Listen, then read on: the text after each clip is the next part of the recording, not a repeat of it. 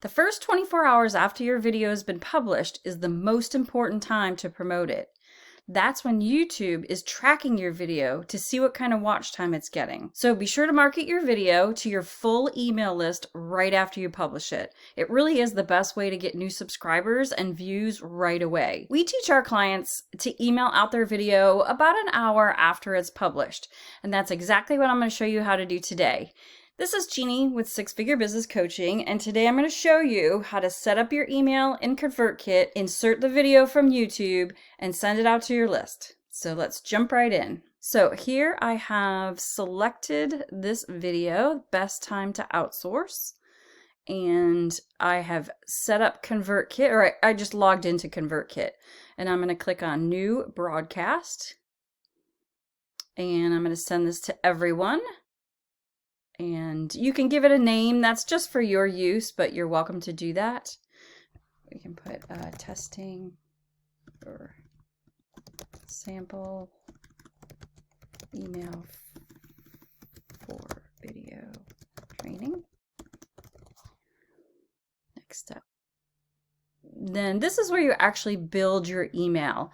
So a couple things about this is you obviously want a subject line that's going to grab their attention. So one of the most important things in your email, as you know, is your subject line. That's what people are going to see first, and that's how oftentimes they're going to decide if in fact they're going to open your video. So I've already written out here what I want to put in there.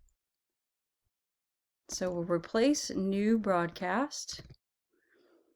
And a couple things about the subject line that I do is I like to put the word video in brackets because I think people are more interested and the videos get higher open rates. So that's certainly something that you want to include and let them know, hey, if you open this up, you're not just going to see text or a picture. You're going to be linked to a video. Then I also like to put an emoji because oftentimes in your inbox, there aren't any emojis, it's just text. So when you do see an emoji, it kind of makes it jump out at you. And there's loads and loads to choose from. There's bright arrows and there's check marks and there's faces, and I always like the faces. So since I named the subject line, when is the right time to outsource or hire a virtual assistant and what's the cost? I put a little guy, a smiley face who's thinking, because he's thinking, what is that? What's the answer to that? So those are just a couple things to think about. You can use A/B testing on your subject line in ConvertKit, and we do have a video on that, so I will put that. If you look up above, you should see an eye on the right hand side. You could click on that and that will link you to the video. So when you're thinking about what kind of content, what kind of text you're going to put in your email, the only function of this email is to get them to click on the link to watch your video.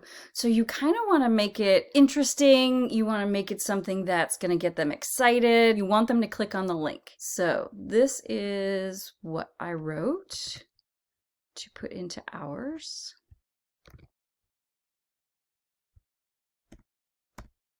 And one of our lovely clients recently told us, so this is a testimonial, and I like to do that because I think people like to see what other people have had to say. And I can highlight this row in ConvertKit and click on the plus sign and change this to a block quote, which puts a little block to the left-hand side of it, makes it stand out a little bit. And I'm even going to go one step further and highlight it. And we also get this nice, quick little edit board here. So I'm going to make this bigger so it stands out. Ooh, that didn't make it very big. Because I want that to kind of jump out at people to say, hiring a virtual assistant completely changed everything for me. So as a reader, I would say, wow, somebody said that's great. I want to know more about that. So then a couple other things I mentioned in here, hiring and outsourcing are the quickest ways to scale your business.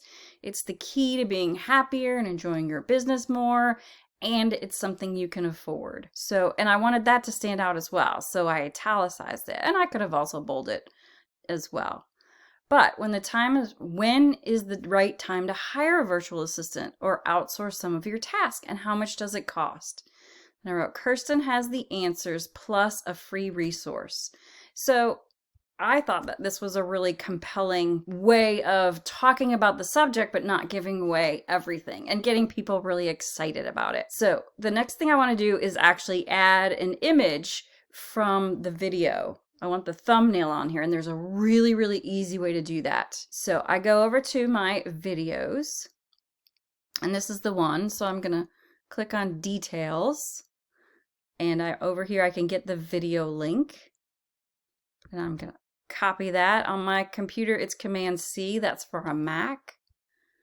And then over here in ConvertKit, I'm gonna click on the cross, and I'm gonna say I want to insert a video. So we can insert a video right here. Just put the link and hit insert, and it automatically pulls the thumbnail in. Okay, so this is great, but what I want to do here is I want to make sure that the picture of the video thumbnail isn't going to be too big when it renders on people's computers. So I'm going to just left click very gently in the corner here, and it brings up information about the video. So it has the URL, which we know is correct because it automatically brought that thumbnail in, didn't it? It has an accent color, which is blue, which you could change, and that changes the color of the triangle there, the play button. Now this is what I want you to mostly pay attention to. The video size, you do not want it any wider than 600.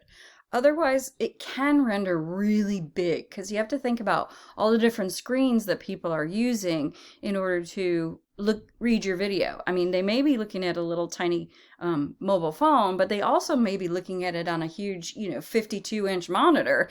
And so if your image is really big on a big monitor, it is just going to expand, and it's going to look really awkward and odd. So I like to put the video size at 480. I think it's a nice size. You can read what it says, you can see it really clearly and know that it's a picture. And then I also like to center it. Now you could left align it if you prefer, since all the other text is left aligned, but I think centering it to me makes it kind of jump out a little bit more. So after the video, you hit a couple returns to put some spacing in there. And then I'm going to go over here and copy my text and paste it here. And you can have whatever your normal signature is, or use your template that has your signature on it. And then a really nice thing. So then what I would do next is go down here and hit save, just so this whole thing is saved and nothing happens to it. Then you can test this out by either clicking browser. So this opens up a new tab to show you what it will look like when it arrives in someone's email. So you can just kind of have a glance at it. I would always check the link to make sure the link goes to the video. And I can see that it does, so that's great. Another great tool is to click email. You can also send yourself an email so you can see what it looks like when it arrives in your inbox, because you'd be really surprised about what it looks like in your email, in your inbox, and if it jumps out at you, because you might find that, oh, you know what, I don't think that subject line is compelling enough. I don't think I would open that. Or, you know what, I'm going to pick a different emoji because I don't think this one jumps out. Or I'm going to put more than one emoji on there. So we always have our virtual assistant who puts these together for me, sends me an email so I can see what it looks like before it goes out. And that reminds me that, you can use this as a training video for your virtual assistant when you want them to set up an email to promote your video. And don't forget, this isn't something that has to be done after the video has been published, because you know that you won't have a URL for the video until you actually upload it. We set up this email, days before the video goes out, and then all we have to do is go back and change the URL of the video. So that's something that we like to make a habit of doing, so you're not kind of leaving everything for the last minute. So that's one of the really nice things that I like about ConvertKit. So then, and we love ConvertKit, and I hope that you do too. And there's actually a link below if you want to sign up for it yourself. They do have a free version, and we also have some other training videos for ConvertKit. So, but if you do use an email service, you know what? Tell me what that is. Just comment that in comments below this video. I would love to know.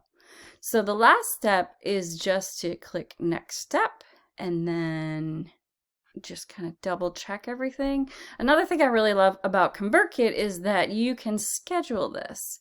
So if I wanted to send it out, 3 days from now at 9 o'clock in the morning, then I can schedule it.